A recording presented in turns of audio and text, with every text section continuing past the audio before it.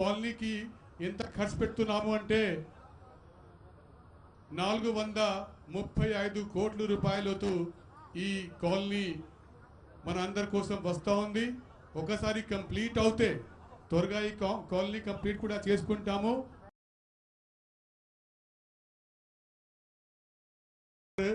ప్రాజెక్ట్లో అన్నికంటే పెద్ద కాలనీ ఈ మన తాడవాయి కాలనీ వస్తుంది. ఇక్కడ 4000 హౌసెస్ గవర్నమెంట్ సైడ్ నుంచి రాబోతున్నా కాకుండా ఇల్లు కడుతున్నారు. ఇప్పటిదాకా దాదాపు ఒక 1000 హౌసెస్ కంప్లీట్ అయింది. ఒక 60-70 ఫ్యామిలీస్ కూడా ఇక్కడ షిఫ్ట్ అయినాయి. ఇప్పుడే గౌరవనీయులు సీఎం గారు మరియు గౌరవనీయులు కేంద్ర జలశక్తి మంత్రి గారు మొత్తం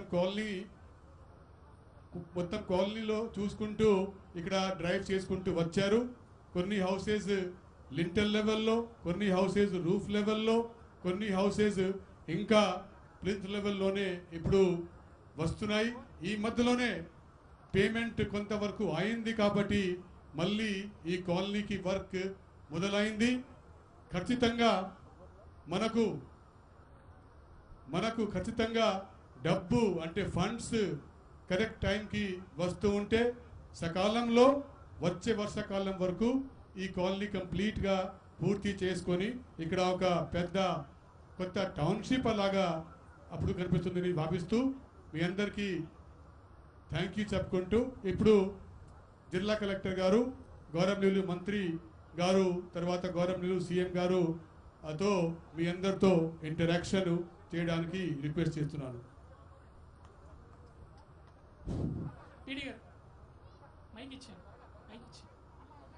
సార్ నమస్కారం సార్. సార్ ఇది Taduva village biggest R&R village sir. చాలామంది R&R కాలనీ నుంచి తమరితో ఇంటరాక్ట్ అవ్వడానికి వచ్చారు సార్. తమరు పర్మిషన్ ఇస్తే ఒకరిని మాట్లాడిస్తాను సార్. శ్యామల గారు జగన్ గారికి, కేంద్ర మంత్రి అయిన షకావత్ గారికి నా పాదాభివందనాలు. సభ్యులందరికీ నమస్కారం అండి. నా పేరు శ్యామల అండి, లక్కోజి శ్యామల అండి. నా భర్త పేరు రాంబాబు. మాది అత్యంత మారుమూల ప్రాంతమైన కొయ్యిద గ్రామం అండి, వేలేరుపాడు మండలంలో ఉంది. మేము చాలా కష్టాలు పడ్డామండి. మీరు మా ముందుకు వచ్చి మా కష్టాలు వింటున్నారంటే మా ఇంట్లో ఉన్న పెద్ద అన్నయ్యలాగా మేము భావించి మా కష్టాలని ప్రతి ఒక్కళ్ళని చెప్పుకునే అవకాశం కలిగించినందుకు మీ పాదకులకి వందనాలు సార్.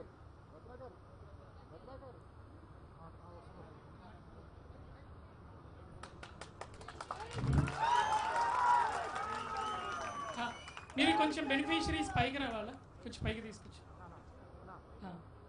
అదే అక్కడ ఓపెన్ చేయండి. పీడి గారు ఇటు వచ్చేయండి.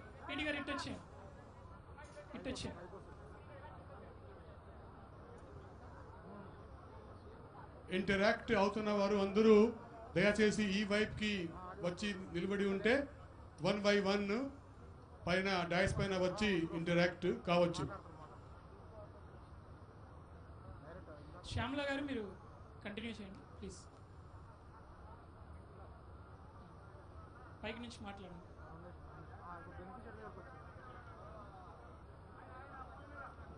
ముందు వచ్చి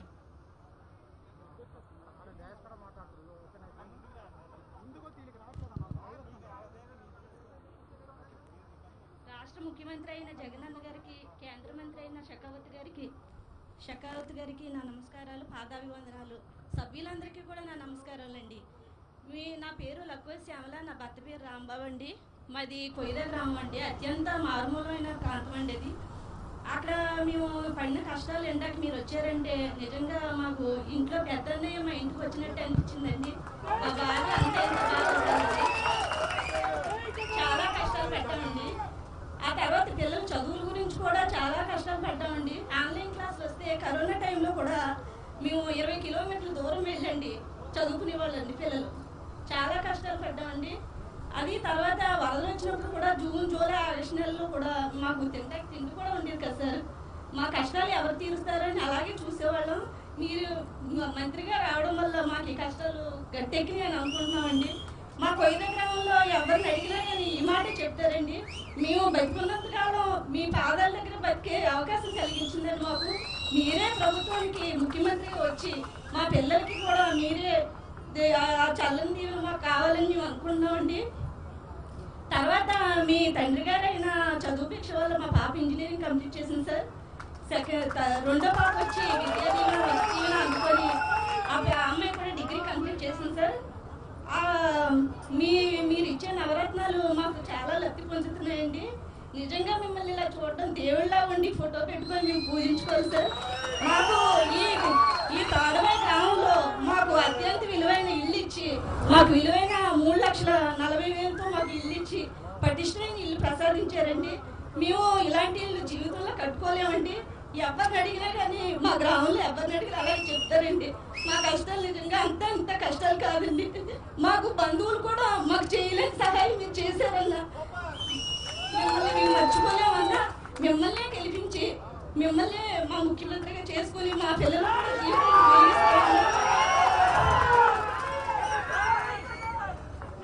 అలాగే కరోనా టైంలో కూడా మీరు మాకు ఇలా ఇంటింటికి రేషన్ ఇప్పించి 1000 రూపాయలు నగదు ఇప్పించారన్నా.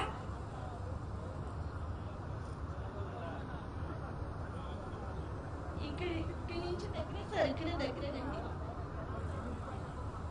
లేదు సార్, 70 కిలోమీటర్లు కావాలి సార్. మాకు వైద్య సదుపాయం అందాలన్నా కానీ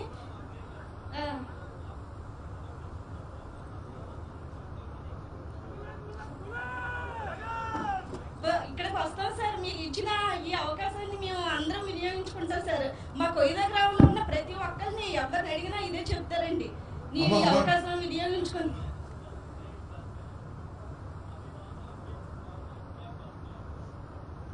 అమ్మ, మీరు కొయిదా విలేజ్ లో ఏ పని చేసుకుంటూ ఉంటారు? మేము వ్యవసాయం, మా భర్త వ్యవసాయం చేసేవారండి. నేను మిషన్ కుట్టిదండి.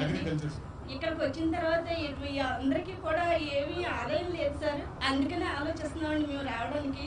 మీరు ఆ సదుపాయం కల్పిస్తే ప్రతి ఒక్కరికి కూడా ప్రతి ఇంట్లో ఏమైనా వసతి కల్పిస్తానండి. మేము బ్రతకడానికి కూడా మాకు జీవనోపాధి కల్పించినట్టు అవుతుందండి. మీ పాదాలకు నిజంగా మేము అందరం ధన్యం పెట్టుకుంటాం sir. So she is willing and ready to come if she gets a good facility here, and especially for employment and livelihoods. Sir, corona టైంలో కూడా ఎంతమంది పిల్లలు? నాకు 2 పిల్లలు సార్. ఆ 2 పిల్లలకి కూడా జగనన్న భిక్ష పెట్టారు సార్. పెద్ద పాప ఇంజనీరింగ్ కంప్లీట్ అయిపోయింది సార్. జగన్ వైఎస్ రాజశేఖర రెడ్డి గారి కాలేజీలో చదువుకుంది సార్. IIIT భాషల్లో ఇంజనీరింగ్ పూర్తయింది సార్. ఇప్పుడు హైదరాబాద్లో ఉంటుంది.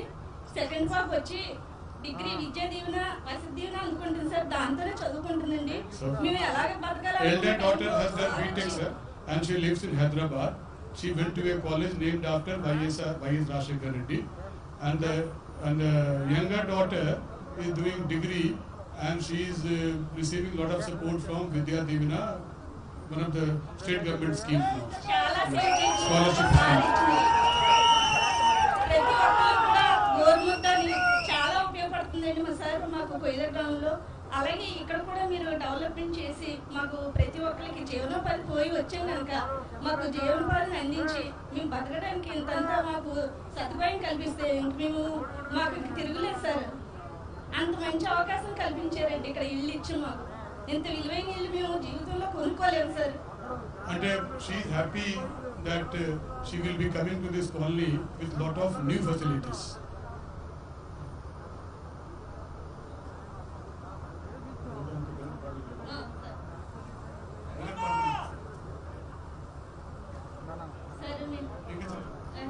ఇంకేమైనా చెప్పాలమ్మా? ఇంకేమైనా చెప్పాలా? మాకు ఏమైనా వసతి కల్పించింది సార్. ఇక్కడ మేము బతకడానికి మేము వచ్చేద్దాం అనుకున్నాం సార్. ఈ నెల పోతే సార్ మాకు ఎదుబాబు ముంచేస్తుంది సార్. అది ముంచిందంటే మాకు సామాన్లు తెచ్చుకోవడానికి కూడా ఉండవు సార్. ఏమన్నా మాకు ప్యాకేజీలు అవి పడితే. అమ్మ, ఎదురు పిల్లలు హైదరాబాద్కి వెళ్ళిపోతే మీరు ఇక్కడ ఉండి ఏం చేస్తారు? మా సొంత ఇంట్లో మేము ఉంటాం సార్. మా అన్నగారు ఇచ్చారని మాకు మా బంధువులు కూడా ఇవ్వలేదు సార్.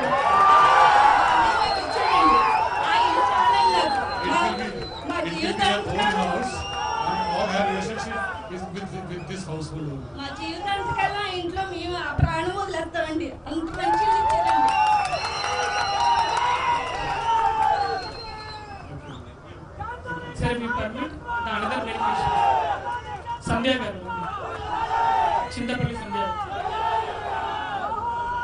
గౌరవనీయులైన రాష్ట్ర ముఖ్యమంత్రి జగనన్న గారికి నమస్కారములు.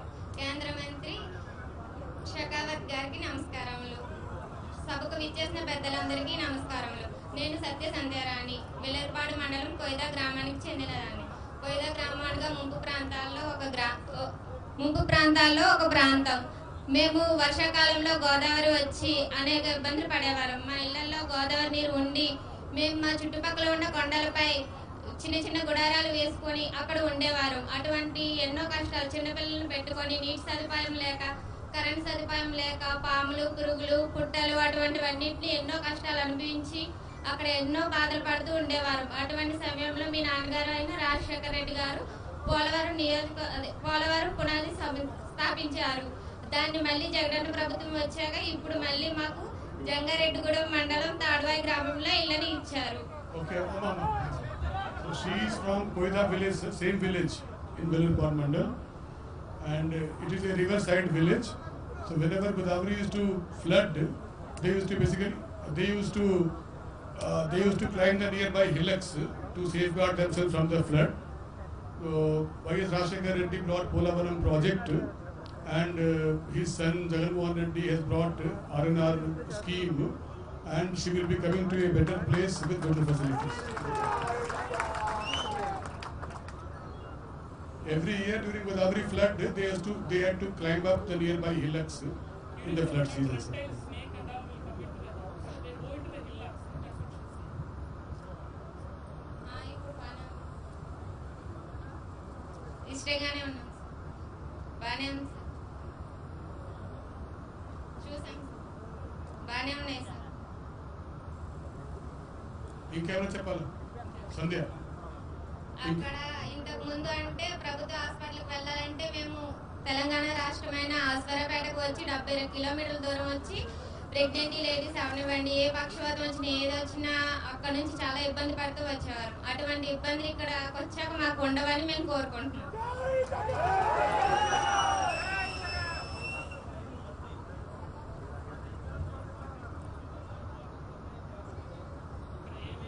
అమ్మ ఇక్కడ ఈ చోట ఈ కాలనీలో ఏది వస్తాయి ఫెసిలిటీస్ మంచిదా మీకు తెలుసా లేదా? ఏది వస్తుంది? చిన్నపిల్లలకు అంగన్వాడీ కేంద్రం, పార్కు, అలాగే ప్రైమరీ స్కూల్ వస్తుందని చెప్పారు సార్. హాస్పిటల్ కూడా వస్తుంది.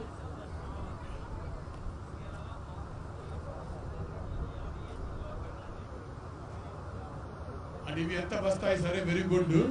ఇంకా ఏం వస్తే బాగుంటుంది చెప్పు.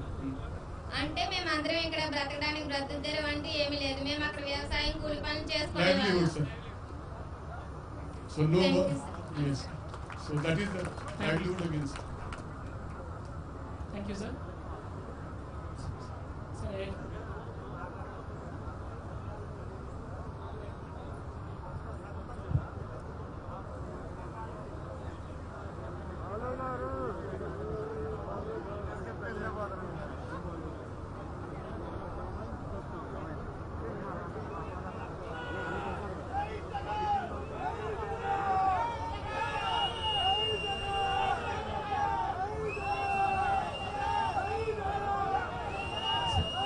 Sir, if you permit me, sir, I request Honorable Minister Jal Shakti, Mr. Shekhawat sir, to offer a few remarks, sir. Please.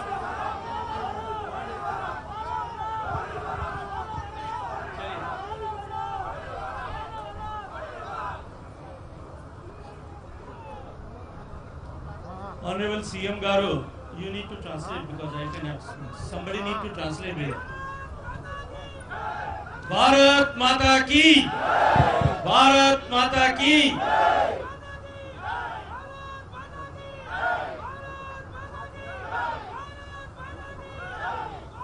Honorable CM Garu, Shri Jagan Mohan Reddy ji, President of Bharatiya Janata Party, Mr. Raju, and all the people's representative and officials sitting on the dais, my dear friends, brothers and sisters from Andhra Pradesh. Andhra రాష్ట్ర ముఖ్యమంత్రి గౌరవనీయులు Shri YS Jaganmohan Reddy గారికి, BJP state president Shri Somaveerraju గారికి, ఇతర అనధికారులకు, అధికారులు అందరికీ నా నమస్కారం. ये पोलावरम प्रोजेक्ट जैसा मुझे बताया गया 70 के दशक में 1970s में इनिशियली आइडेंटिफाई हुआ था। YS राजशेखर रेड्डी साहब ने इस प्रोजेक्ट को आगे बढ़ाने के लिए काम किया, पर दुर्भाग्य से 30, 40, 50 साल होने के बाद में भी पूरा नहीं हो पा रहा। जब आंध्र प्रदेश का रीऑर्गेनाइजेशन हुआ, मोदी जी ने और भारत सरकार ने प्रॉमिस किया कि इसका एक एक रुपया खर्चा करके इस प्रोजेक्ट को हम कंप्लीट करेंगे आंध्र प्रदेश सरकार के साथ मिलकर के। और उसके लिए जो प्राइम मिनिस्टर मोदी जी का कमिटमेंट है कि entire expenditure is going to be borne by Government of India, this is what envisaged in the Andhra Pradesh Reorganization Act. Here I commit and I assure all of you sitting here that we are firm on our commitment, and we will stand beside the state of Andhra Pradesh and the government of Andhra Pradesh until this project is completed in all manners. Okay sir, ఇక్కడ Polavaram project 70లో 1970స్లో అనుకున్నారు.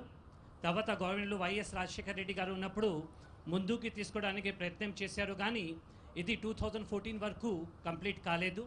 అందుకే ఇది మన state reorganisation act ప్రకారంగా 2014లో ఆంధ్రప్రదేశ్ విభజన చట్టం ప్రకారంగా ఏమైతే ప్రభుత్వం గవర్నమెంట్ ఆఫ్ ఇండియా, అక్కడ ప్రధానమంత్రి మోదీ గారి కమిట్మెంట్ ఉంది, కేంద్ర ప్రభుత్వం మరియు రాష్ట్ర ప్రభుత్వం కలిసి ఈ ప్రాజెక్ట్ పూర్తి చేస్తుంది.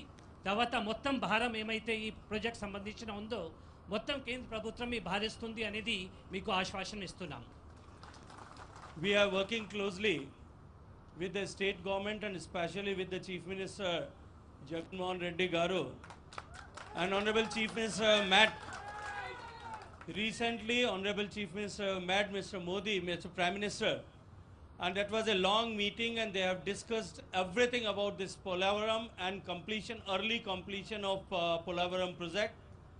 Again, I assure that this project will be completed in time-bound manner, and the first phase soon we are looking forward that this can be completed within a span of 1 year. All the project affected families, displaced families are accommodated well. This is our responsibility, both the government, state and central government's responsibility, that they are happy here, they stay happy here, they feel secure, safe here, and they have a very good life here.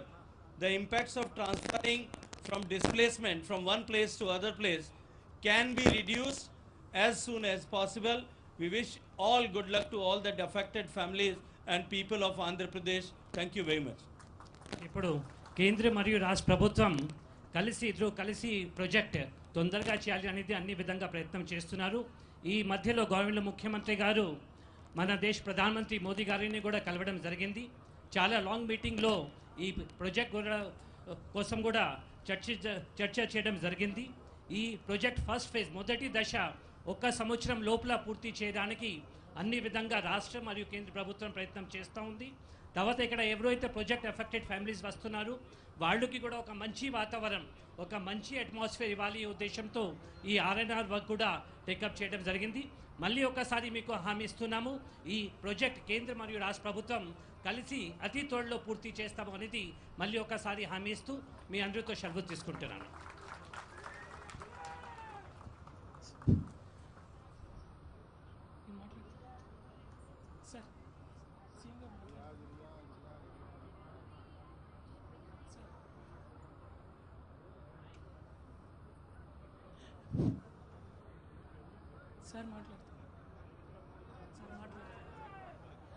ఇప్పుడు మనందరూ ఎదురు చూస్తున్న ప్రైతమ్మ గౌరవనీయులు ముఖ్యమంత్రి గారు జగన్మోహన్ రెడ్డి సార్ని మాట్లాడాల్సిన కోరుతున్నాం.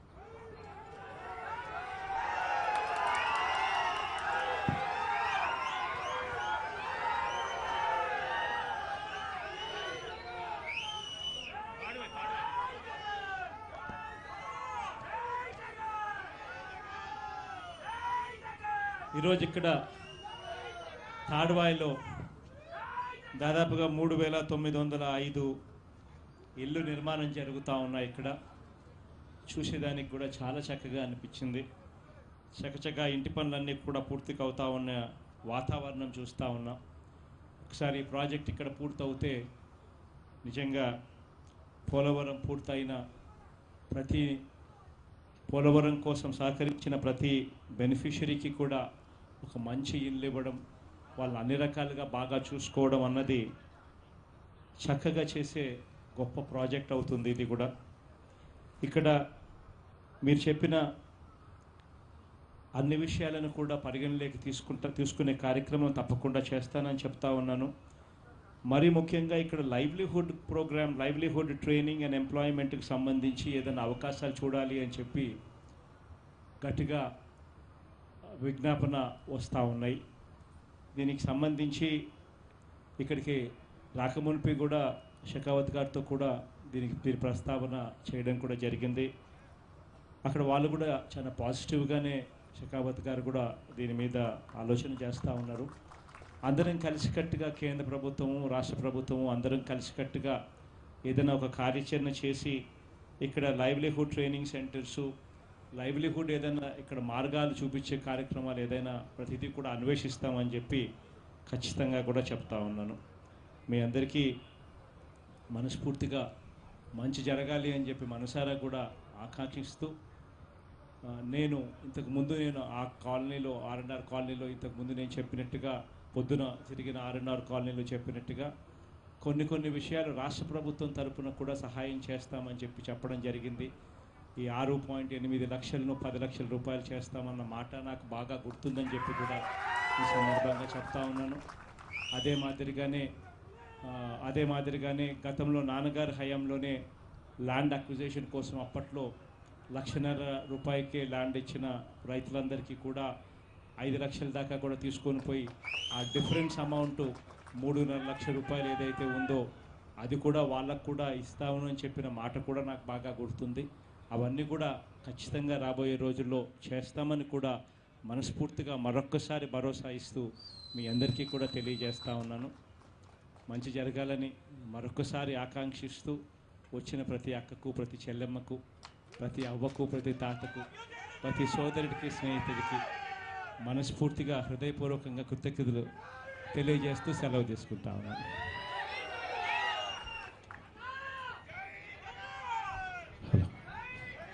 రాష్ట్ర ప్రియతమ ముఖ్యమంత్రి వర్యులకు శ్రీ వైఎస్ జగన్మోహన్ రెడ్డి గారికి, అట్లాగే కేంద్ర జలశక్తి వనరుల శాఖ మంత్రులు శ్రీ షెకావత్ గారికి ప్రత్యేకమైనటువంటి ధన్యవాదాలు తెలియజేస్తుంది వేదిక. మీతో పాటు వచ్చినటువంటి రాష్ట్ర మంత్రివర్యులు, గౌరవ ప్రజాప్రతినిధులు అందరికీ కూడా ఈ వేదిక సాధారణమైనటువంటి స్వాగతం పలుకుతూ, ఎందరో మహానుభావులు అందరికీ శిరస్సు వంచి నమస్కరిస్తూ, అందరికీ మంచి జరగాలనేటువంటి లక్ష్యంతో అందరం కలిసి పనిచేద్దాం, రాష్ట్ర అభివృద్ధికి, దేశాభివృద్ధికి తోడ్పడదాం. ధన్యవాదాలు. Thank you so much. నమస్కారం.